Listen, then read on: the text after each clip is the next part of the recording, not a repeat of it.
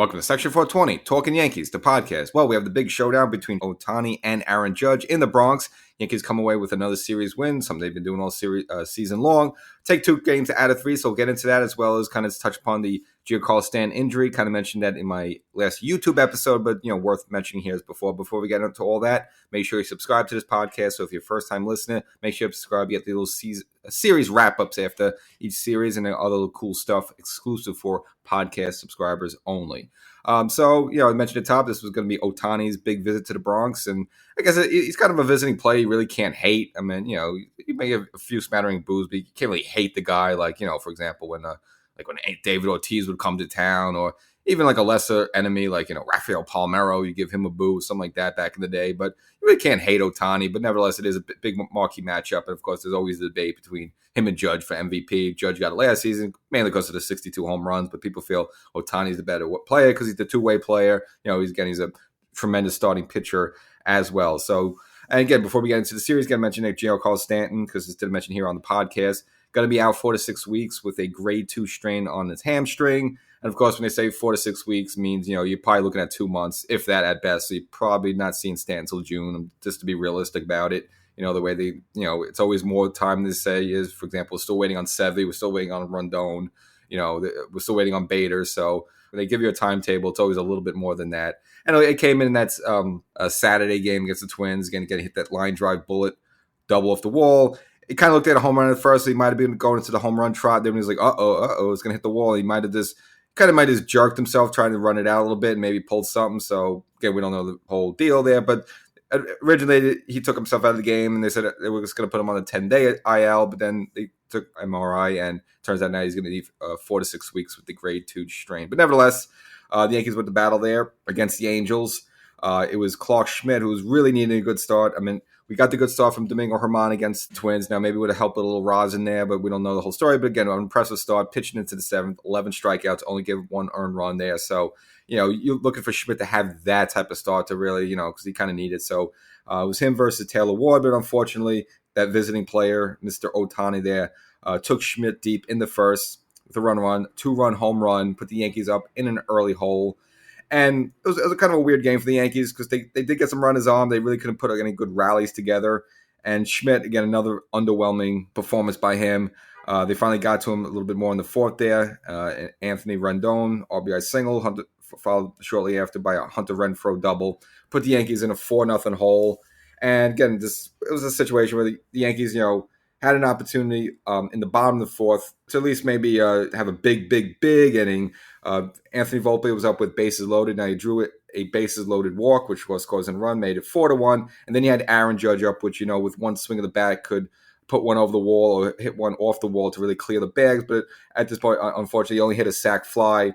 So it did score a run, but only cut the Yankee deficit from 4-1 to 4-2. And he kind of you figure, all right, well, we had bases loaded, we scored 2 runs, but with nobody out, and plus you get the Volpe, Volpe getting a walk like that, Judge up, and you're really hoping maybe Judge could really get into one, but unfortunately not the case. The Yankees would just have to settle for 2 there, and really the rest of the way, the Yankee offense just went into coma in the 5th. Angels tacked on another run, and Anthony Rendon sac fly, made it 5-2, and the Yankees just really never put up any other fight other than that bottom of the 4th there where they had the bases loaded, and the Yankees kind of went quietly into the night.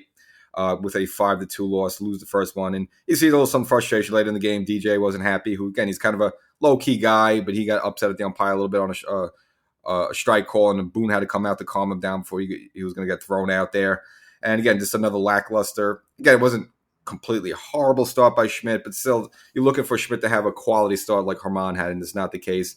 Only going 3.2 innings there. They give up 6 hits, 1 home run there, and responsible for the 4 runs there. So, again, just kind of you're looking for Schmidt to have a start. We can at least give you 5 quality innings. He just really hasn't had that yet there. So the Yankees take it over in the first game, which then brings us to game 2, probably the most exciting game of the series.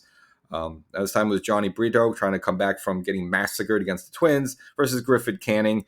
And then, Judge would return to favor. Again, the night before, Ohtani in the first would hit a 2-run home run. Well, this time Judge turned to favor. He would hit a 2-run home run, put the Yankees up on the board in the first with a 2-0 lead. And not only Judge hit a home run in this game, but he actually leaped over the center field wall to rob Ohtani of a home run. So Judge doing it on both ends, 2-run home run. So it's almost like a +3 type of situation with Judge, saving a run from the Ohtani home run and then hitting a 2-run home run of his own.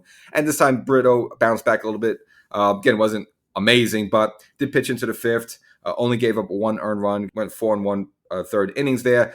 Able to keep the Angels off the board. Only gave them the 1 run. But in the 8th, unfortunately, and our old friend Gio Scheller would hit an RBI single up the middle there, would score Hunter Renfroe. Kind of like an excuse me type of swing there. Tied the game at this point 2-2. Again, another game where the Yankee offense wasn't really, exploding on all cylinders, but it would take to the bottom of the 10th inning where the Yankees would finally break through and win the game. Now, IKF was on at second base as the ghost runner, eventually making his way to third, and then Gleyber Torres, who seemed to have a knack for these walk-offs, was tied for the most of them since 2018 when he came into the league there, would hit a sac fly, and IKF easily able to score, and the Yankees take the 3-2 walk-off win there and tie the series up at that point.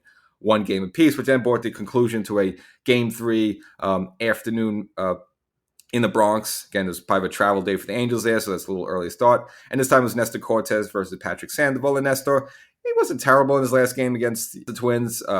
He did leave with the lead at the time. Again, kind of give it this big hit. The big blemish against him was kind of that excuse me home run against Carlos Correa. This time Nestor would have the Yankee bat, so back him up a little bit. Nestor was fantastic, but again, a good bounce back start for him. And the Yankees really got to Sandoval early in this game. It was pretty much over in the first inning, putting up a 5 spot. It started with a Volpe walk, followed by Judge and Rizzo singles, loaded the bases up, and then Peraza. And again, kind of what Volpe did the first night. You figured a rookie would have the yips a little bit, but no, being patient there as a young player, drawing an RBI bases loaded walk, which put the Yankees up on the board early 1-0. Then Jose Trevino would clear the bags with a double, giving the Yankees an early 4-0 lead. Again, they would put up a 5 spot. And this was a game where the Yankees kind of cruised along a little bit. Now, the Angels did draw close, make it 5-3 by the 7th inning. Again, Nestor came out there with the 5-2 lead.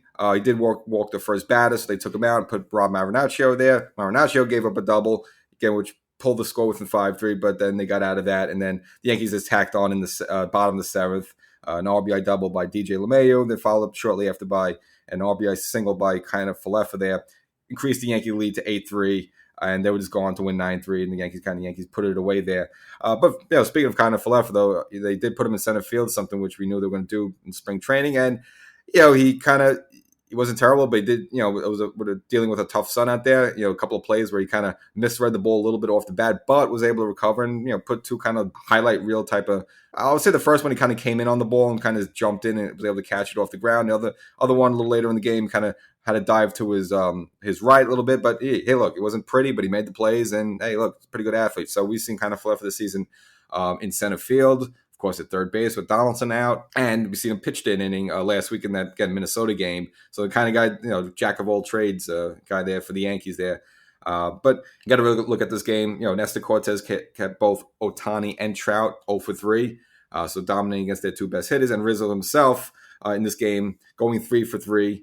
And it's some of those things where you don't look now, but people saw notice. I mean, his batting average right now is up to 344. He's 10th right now in the American League with a 344 average there. So we remember when we had Rizzo last year, he was about like a 210, 220 hitter. Well, now, of course, as you might imagine, with the shift, no longer can't do the shift the same way. Definitely seems like it's benefiting Rizzo. Again, hitting 344. I don't expect him to go the rest of the season like that. That'd be great, but just goes to show how much the shift changed. So, that benefits Rizzo there. And the Yankees, of course, take 2 games out of 3 against the Angels. Again, the usual Yankee, what they've been doing all season long. And now we'll await the visiting Toronto Blue Jays, who come in at 4th place. Again, the Yankees 12-7. In 2nd place, just kind of looking up with the Rays because the tremendous start they had, the 16-0 start. And Toronto in 4th place now at 11-8. But again, so early. Don't even bother looking at the standings right now. You just want players to be playing well and kind of getting healthy and avoiding injuries like we had with Stanton there.